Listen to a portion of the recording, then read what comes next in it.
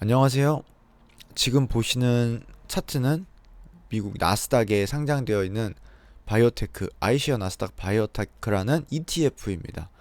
그러니까 바이오 관련주들을 상장 지수 펀드로 만들어 놓은 것인데, 제가 이 이야기를 오늘 왜 드리냐면, 보이시나요? 마이너스 3.89%가 우리가 자고 있는 동안, 어젯밤이죠?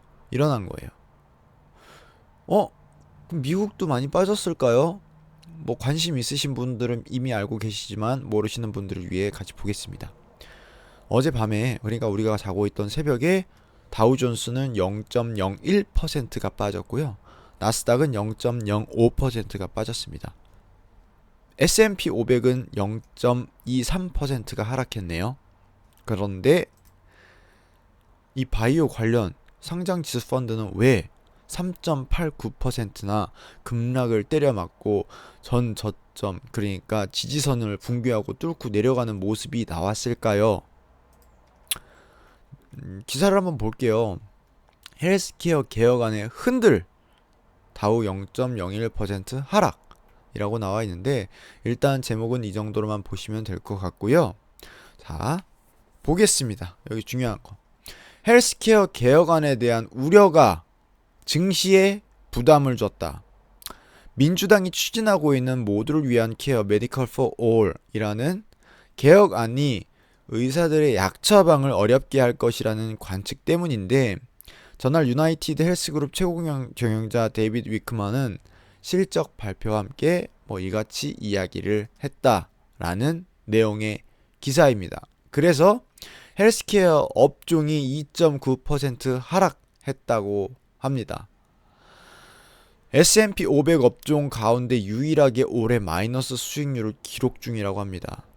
그래서 이 내용이 우리나라 바이오와 무슨 관계가 있느냐?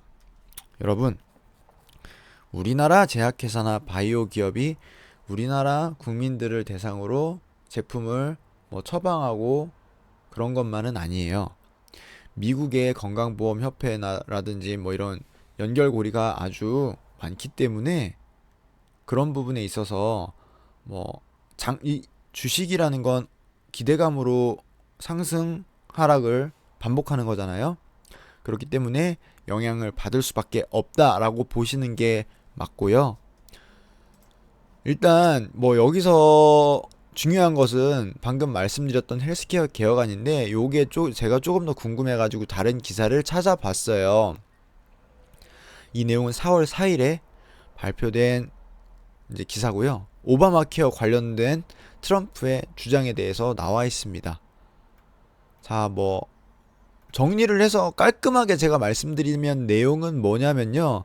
이 트럼프가 헬스케어를, 그러니까 헬스케어에 관련된 주도권을 가지고 오려는 거예요. 왜? 지금 보시면 오바마 케어 이름만 들어도 그냥 오바마가 나와 있으면 이거는 민주당 거잖아요. 그렇기 때문에 이게 아무래도 선거판에서 티격태격하는 싸움의 근본 원인이 되고 있는 것 같다라고 이제 보이고 있는데, 여기도 보이시죠? 지금은 그들이 헬스케어를 갖고 있다, 우리가 빼앗아와야 한다. 참 난 이해가 안 가는 게, 이게 국민들의 건강을 가지고 왜 이렇게 쥐락펴락하면서 누군가의 권력에 좌지우지돼, 왜 그래야 되는지 저는 그런 위치에 가본 적이 없어서 잘 모르겠는데, 이해하고 싶은데 이해가 안 가네요. 자, 보세요. 이거 기사에서 이제 기자님께서 이제 작성하신 내용일 텐데, 이 내용은 미국에서 가져온 내용이겠죠. 정치적 승리를 넘어 전 국민의 건강에 직결된 중대 사안이다.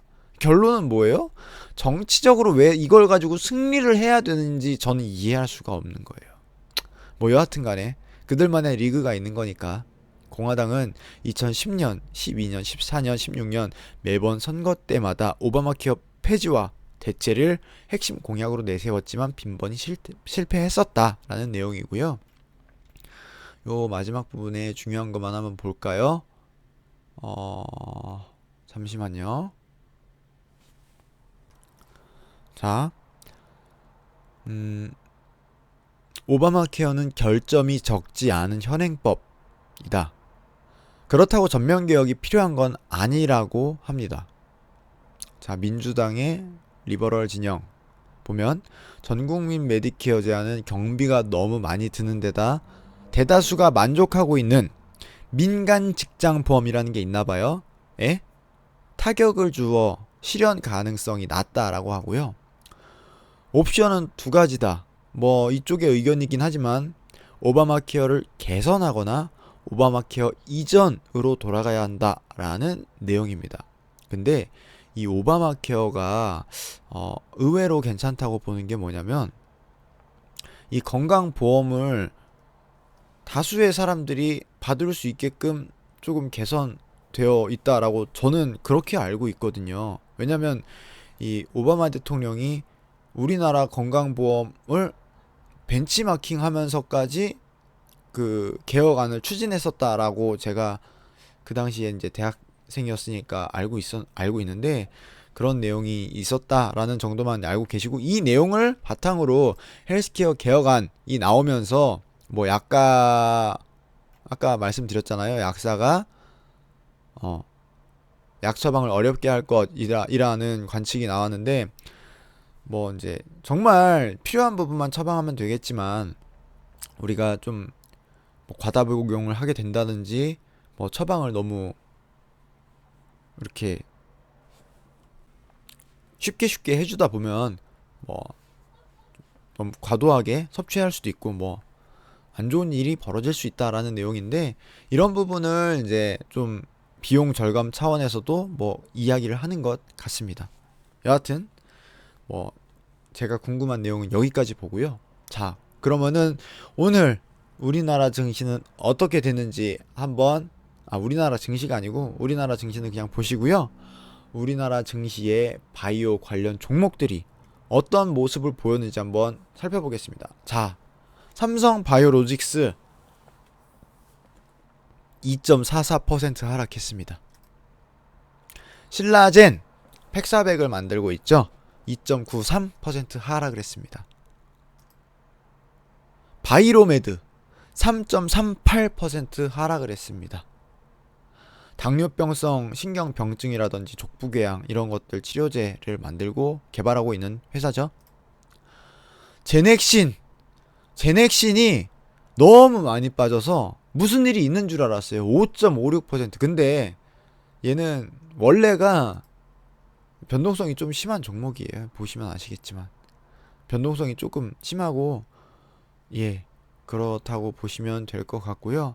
오늘 이런 일이 있었는데 결론만 말씀드리면 자, 바이오 지금 관심 있게 보신 분들이었다거나 아니면은 내가 들어간 지 얼마 안 됐는데 약간 마이너스 구간이다 라고 하시는 분들, 그러니까 다시 말해서 난 단기로 진입했어, 아니면은 그냥 뭐 쉽게 말해서 나 오늘 샀다가 내일 모레 조금 오르면 2% 먹고 나올 거야, 3% 먹고 나올 거야 라는 생각으로 진입하신 분들이라고 하면, 만약에 내일 하락으로 시작하거나 상승에서 시작하더라도 하락 전환이 된다고 하면은 바로바로 정리를 해주세요.